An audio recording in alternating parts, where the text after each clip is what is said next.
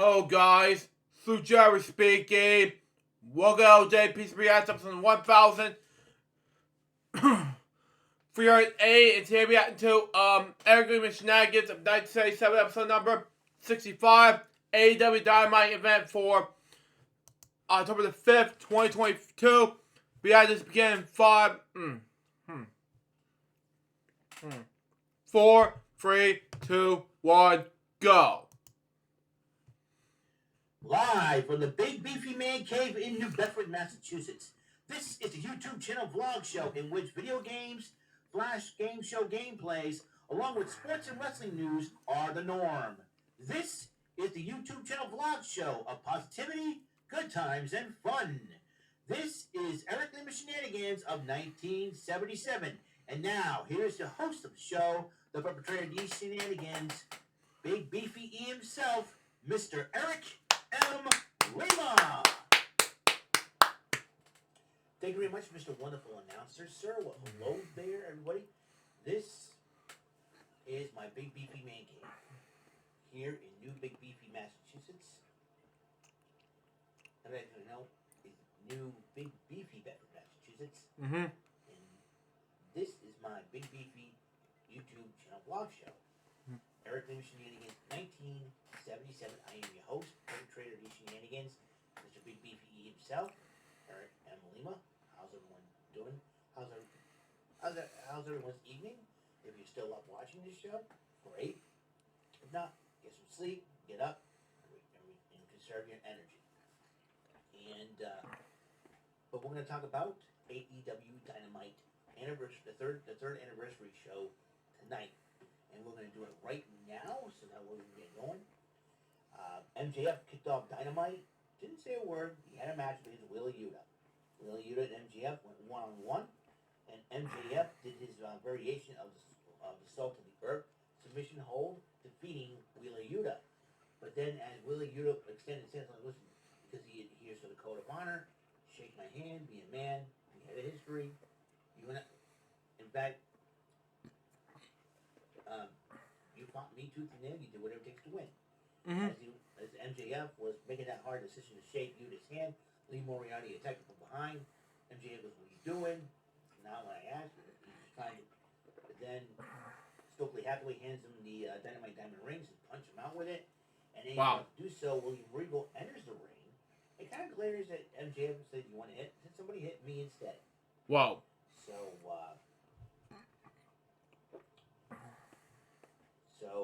And then MJF decided to walk away from it. Shivani interviewed the Jericho Appreciation Society in their main event match as Jericho and Sammy Guevara to face off against Garcia and Bryan Danielson. Then another match that happened, Darby Allin versus Jay Lethal, and it was a one-on-one matchup. Hang on, I'll be right back. Hey guys, I'm back. Sorry about that. I was going to wash my hands real quick. Let's continue on. Seeing Sunday did not beat Lethal. The police said he was by himself. But they were noticing Lethal was in trouble. They wanted to come out. Lethal said, no. It's on me. I'm doing it. Darby Allin did beat him. And the two shook hands of respect. Dutton and Singh were like, what the heck is that all about?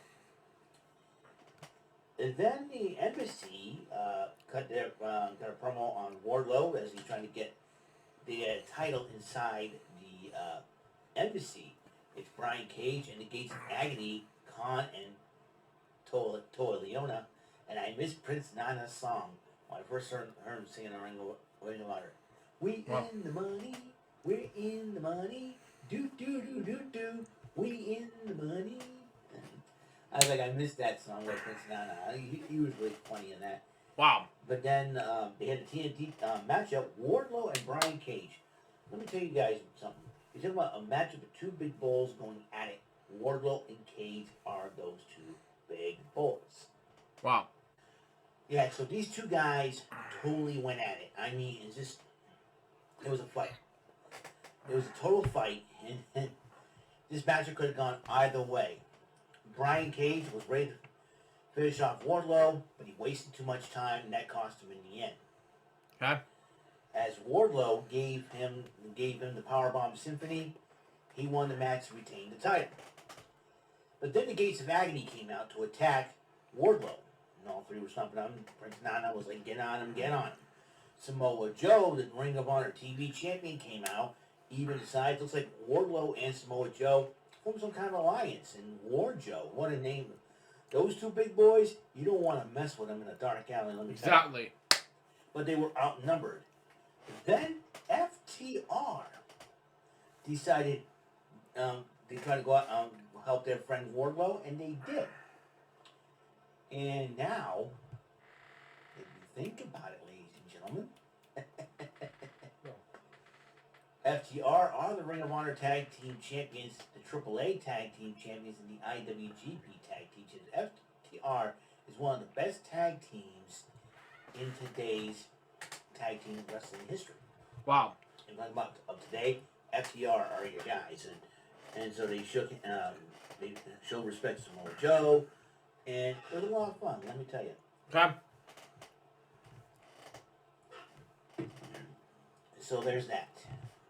And Britt Baker made an announcement that Saraya said the doctors said that she's not medically cleared to wrestle. Where did she get that information? I have no idea. No idea either. And that led to the women's trios matchup, the AEW Interim Women's Champion, my favorite lady, one of my favorite ladies from AEW, Tony Storm. My other favorite lady is Hikaru Shida.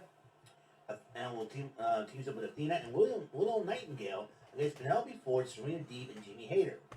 You got Britt Baker and Rebel in the corner of Ford, Deeb, and Hayter, while Saraya was in the corner of Storm, Athena, and Nightingale. Wow. And Willow Nightingale did pick up the victory for her team.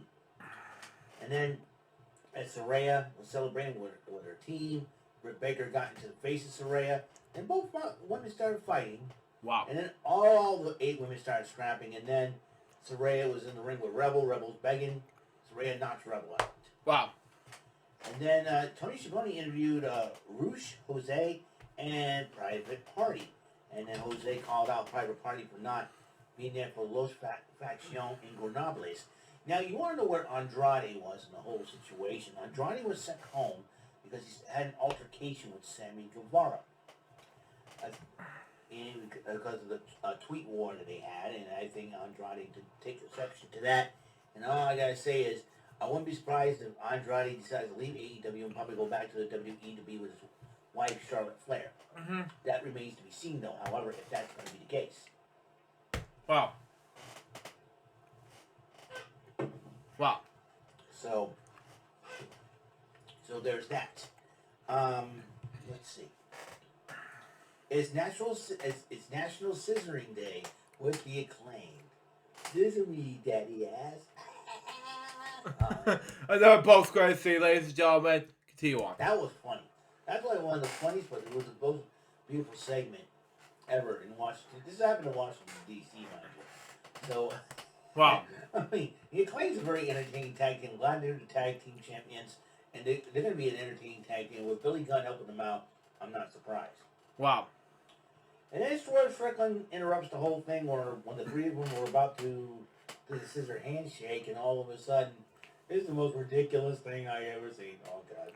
Wow. And then, to make matters worse, here comes Smart Mark Sterling, who said that I was right all along that Swerve's a jerk, he don't care about anybody, Acclaim, and he's trying to get Acclaim to join forces with him. Yeah, they don't like you either. They don't like either Swerve or you, Mark Sterling. Smart Mark Sterling, so they Wow. They basically laid waste to Sterling, and then Billy Gunn goes, I accept your challenge, because Swerve challenged Billy Gunn to go one-on-one. Billy Gunn says, I accept. And then Tony Schiavone interviewed Madison Rayne and Sky Blue, and Madison Rayne was a coach, also not only just a wrestler, but a coach for the women's division as well, helping out the women in the future, and then she says she sees a lot in Sky Blue. Wow. And then Anna Jay and Ty Mello were interrupting them, mocking them both. And they're going to have a tag team matchup at AEW Rampage. Wow. No doubt in my mind that was going to happen. Wow. Then Hangman Adam Page went one-on-one with Rush. And it was a heck of a matchup, but then you know, Hangman Adam Page didn't win the matchup. Moxley confronts Page, and they're about to go at it, but then Moxley says, "I'll wait till the next pay-per-view." Wow. I'll wait till Dynamite when you and I go at it. Remember, MJF's got that casino chip; he can cash in any time. So, actually, was it on this coming Wednesday night on next week? The title match will be happening. Wow. So, Tony AEW. Schiavone interviewed the Will Nightingale after her victory, and she says she's going to call out once again Jay Cargill. And Jay Cargill and the baddies were like, "Yeah, well, I beat you twice. You beat me twice, but can you do it for a third time?" No challenge there. The third time be the charm for Will Nightingale to become the new TBS champion. Short matchup. Fuego del Sol got beat by Luchasaurus. Wow. Got to feel Fuego del Sol. And then when Luchasaurus decided to continue the attack, here comes Jungle Boy attacking Luchasaurus with a chair, challenges him to a matchup. But he says, "You need a time and place." Wow. And then Christian Cage, who was in Luchasaurus' corner, goes, "We're not doing it here in Washington, D.C. Right? So we'll do it next week in my hometown of Toronto, Ontario, Canada." That's going to be so. So next week, Jungle Boy will take on Luchasaurus in Toronto, Ontario, Canada. Wow. Pac and Trent Beretta are promoting each other for the All-Atlantic Championship that will be happening at Battle of the Belts, along with the TBS title on the line as well. Mm. But then the main event, Bryan Danielson went one-on-one, and Bryan Danielson teamed with Daniel Garcia against Chris Jericho and Sammy Guevara. And what happened was after the it was a great matchup overall. Could have went either way, but Bryan Danielson went to a table courtesy of Jericho. Sammy Guevara took advantage of the situation, and Guevara did pick up the win for his team as he pinned Daniel Garcia in the middle of the ring, and the rest of Jericho Appreciation Society celebrated Makes sense. them. Wow. And that is all the time we have on this show. Episode 65 of Eric Lima Shenanigans of 1977. I'm going to upload this video. Then I'm going to catch me some shut-eye. Because we have a big, big day ahead of me tomorrow. Tomorrow night, we got Rant and Rave join us on Brandon Martin's YouTube channel at 8 o'clock every Thursday night. But this is a very special. This is Rantiversary, 3rd anniversary of Rant and Rave. Even though they already have the 4th anniversary, Rantiversary thing already out in 2023, this is already done with. Continue on. And not only that, we have a very special guest that we'll be interviewing. I don't know who it is. It's a surprise. I'll be honest with you. Not even Brandon and Jordan would tell me who it is. That's okay. I'm not mad at them. But they want to keep it a surprise, and I don't blame them. And I don't know who it is either, so it's going to be a lot of fun to see A lot of fun. who it is and what my reaction is going to be. And I just hope you guys just tune in to find out. I can't give you any guesses or any hints or clues. No. I don't want them. Yeah, or Blue's Clues. Continue on. They're afraid I'm probably blabbing out, but I'm going to advertise it that tomorrow will be. We'll see. Tomorrow night will be Rantiversary 3. Tune in. Excuse me. And You okay, Eric? Continue on. we will see who. I will see who that individual is myself. So I'm really excited. We're going to interview on. Excuse me. You okay? Really? I'm never. I'm not gonna say that. What was that? wait, one more time. Yeah. No. Hang on.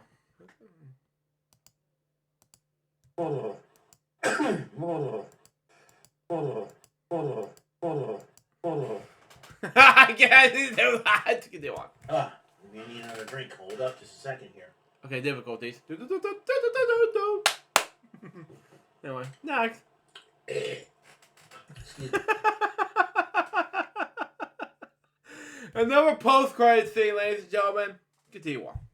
Anyways, all I know is it's a household name in wrestling. That's all I know. Don't know who it is. Could be anybody. All I know is I'm going to have the honor of being one of the people to interview this person. Could be a male, could be a female. Who knows? Be a lot of fun. But look forward to it. All right. So look forward. Rantiversary 3. But however, right now, this is is it for episode 65 of Eric Lima Shenanigans 1977. Tomorrow, Pressure Luck.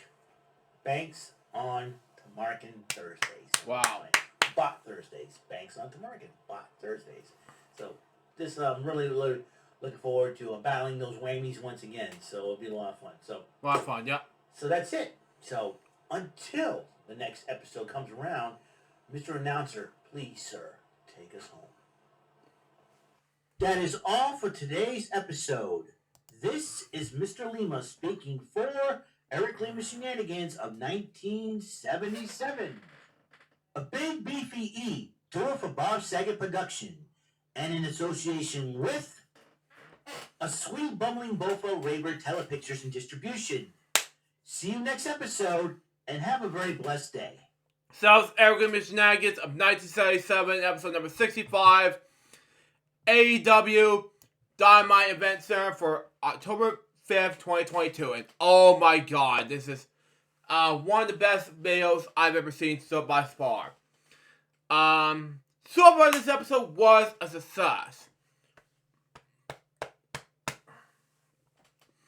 That was episode of LJPCBM episode 1,378. Excuse me. Hope you enjoy it. Stay tuned. What next is going to be LJPCBM episode 1,381, which will be about Eric Lima Shenanigans of 1977, episode number 66. Bank on Tamarkin Thursdays, episode number 4. Till next time, suggest Bob so baby. You can wear LJPCBM for two. Till it out. See ya.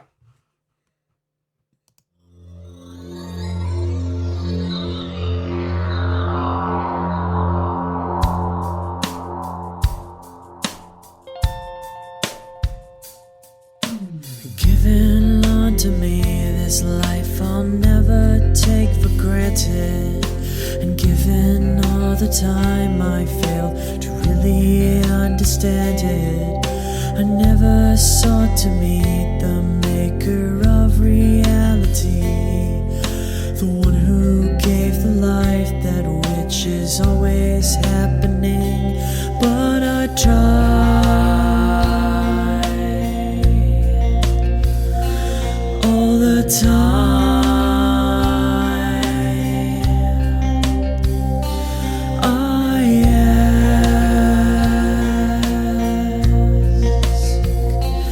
I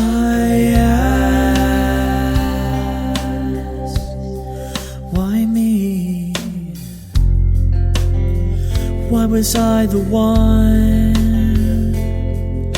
to see things as I do under the moonlight and the sun? Perception is the question, and the giver holds the key.